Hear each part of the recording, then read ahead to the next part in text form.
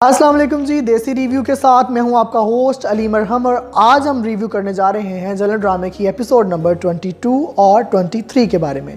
जैसा कि आप सब लोग जानते हैं कि जलन ड्रामा अब हफ्ते में एक बार नहीं बल्कि हफ्ते में 2 बार आया करेगा, ट्यूसडे और वेडनेसडे। आज की एपिसोड में हम आपको बताएंगे कि इस ड्रामे की स्टोरी जो है वो हमारी आम जिंदगी से बिल्कुल मुख्तलिफ क्यों लिखी गई है और इस ड्रामे की अगली एपिसोड में ऐसा क्या होने वाला है कि इस ड्रामे के नाजरीन बिल्कुल हैरान हो जाएंगे। इसके साथ साथ एक मुकम्मल ड्रामा रिव्यू है, लेकिन सबसे पहले हमारी इस वीडियो को लाइक कीजिए, शेयर कीजिए, चैनल को सब्सक्राइब कीजिए और बेल आइकन भी दबा दीजिए। अब बाकायदा बढ़ते हैं ड्रामा सीरियल जलन की एपिसोड 22 के बारे में। इस एपिसोड में ये दिखाया गया है कि असफन के मुंह पर बार बार मीनू का नाम आता है, जिस पर निशा जो है वो बहुत चिढ़ती है और कहती है कि अभी तक तुम्हें वो औरत याद है, जिस पर इनकी एक बहस होती है और एक लड़ाई होती है।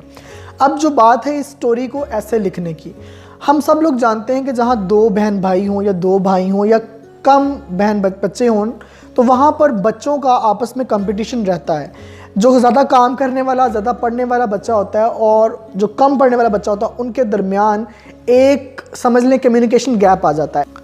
जो कम काबिलियत और कम काम करने वाला बच्चा होता है उसके अंदर एक इनसिक्योरिटीज़ आ जाती हैं और हमने ये भी महसूस किया है कि आम जिंदगी में ये इनसिक्योरिटीज़ वक्त के साथ साथ कम होती जाती हैं और बिल आखिर हर रिश्ता जो है वो नॉर्मलाइज वे में आगे बढ़ जाता है।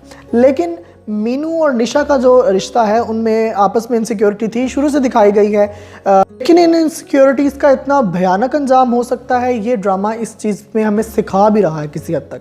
तो वो लोग जिनके कम बच्चे हैं या ऐसे बच्चे हैं जो आपस में इनसिक्योर फील करते हैं किसी एक सुपीरियर बच्चे से, जो बच्चा ज़्यादा काम करने वाला है उससे इनसिक्योर फील करते हैं, तो वालिदैन की यहाँ जिम्मेदारी ये बनती है कि जो बच्चा इनसिक्योर फील कर रहा है उसे सिक्योरिटी का एहसास दिलाएं। उसे कहें कि बेटा नहीं, you are also the best और आपका भी टाइम आएगा और आपने घबराना नहीं है। तो ये सारी बातें जो है आप अपने इनसिक्योर बच्चों को करें ताकि वक्त के साथ साथ उनकी इनसिक्योरिटी अपने सगे बहन भाइयों के साथ कम हो, बढ़े नहीं। वैसे तो फहद शेख बड़ी देर बाद एपिसोड्स में एक्टिव हुए हैं। फहद शेख का स्टाइल बहुत, जब वो उनका गेटअप बहुत लेविश और बड़ा अच्छा होता है, लेकिन जब वो बोलते हैं तो उनका बड़ा देसी सा स्टाइल है जो कि अच्छा स्टाइल और बहुत अच्छा लगता है। वो लाहौरी, टिपिकल लाहौरी, हाल मुझे नहीं पता वो लाहौरी है या नहीं, लेकिन वो टिपिकल लाहौरी अंदाज में उर्दू बोलते हैं जो कि अच्छा लगा हमें और फहद शेख की एक्टिंग भी थम्स अप थी। निशा ने एज़ यूजुअल सारी किस्त में अपना ही स्यापा डाल के रखा हुआ है। वो अब एक तो बच्चे से बहुत तंग है, काम वाली से तंग है, अपने हस्बैंड से तंग है और बिल आखिर उसको एक ही ठिकाना मिल रहा है जो है अहमर। वो बार बार अहमर की तरफ जाना चाहती है।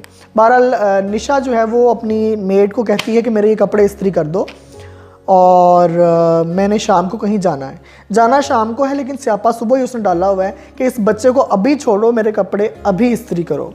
बहरहाल मुझे इस चीज़ पर और ज़्यादा हैरत हुई कि जिस कलर के कपड़े उसने इस्त्री करने के लिए दिए थे वो कपड़े वो शाम को पहनकर नहीं गई। कंटिन्यूटी के मसाइल थे जो डायरेक्टर इस एपिसोड में आबिस रज़ा साहब जो हैं वो शायद थोड़े थोड़े मसाइल कंटिन्यूटी के थे जो कि आबिस रज़ा साहब मेंटेन नहीं कर पाए। बहरहाल शाम को जहाँ जाना था वो बेसिकली वो पार्टी थी जहाँ जो असफन है उसके बॉस ने अपने नए पार्टनर का ऐलान करना होता है और वो नया पार्टनर है Ahmar. As usual dramatic story. तो अब वहाँ जाकर देखा गया कि अहमर जो है वो पार्टनर है। अब निशा जो है अहमर से सलाम लेने जाती है और अहमर जो है वो अपना एटीट्यूडेड किंग वाला स्वैग लेकर उसे कहता है कि नहीं, मैं लड़कियों से हाथ नहीं मिलाता। बहरहाल ये उनकी फ़र्स्ट मुलाकात है आफ्टर दैट मेजर ट्रेजेडी। तो यहाँ पर तो वैसे वो ख़ास लिफ्ट नहीं कराता, लेकिन निशा जो है वो फुल, पंजाबी में कहते हैं डुलदी जा रही है, वो फिर डुलदी जा रही है कि मुझे बस मौका मिले और मैं तुमसे शादी वादी करा लूँ। ये थी सारी एपिसोड नंबर 22 और अब बढ़ते हैं हम एपिसोड 23 की जानिब। एपिसोड 23 में ये दिखाया है कि हाजरा यामीन जो कि इरीज का किरदार अदा कर रही हैं अहमर की बीवी का, वो अहमर को फ़ोन करती हैं और अहमर हेलो करने के बाद पूछता है कि कौन, और वो बड़ी हैरान होती हैं। फर्स्ट टाइम मैंने उन्हें देखा इस ड्रामे में कि वो अहमर को जवाब देती है कि तुमने समझ के रखा है, जिस पर अहमर मज़ीद उसे डांटता है और फ़ोन बंद कर देता है। लेकिन यहाँ से हमारा माइंडसेट बनाया जा रहा है कि आगे जाकर इरीज का किरदार मज़ीद स्ट्रॉन्ग होने वाला है। अगला दिन होता है, अगले दिन फिर वही कॉफ़ी की किरदार होती है, वही अहमर, वही निशा और वही कॉफ़ी की बातें। और अहमर ये शो करता है कि जनाब मैं बहुत बिजी हूँ और आज मैं नहीं मिल सकता।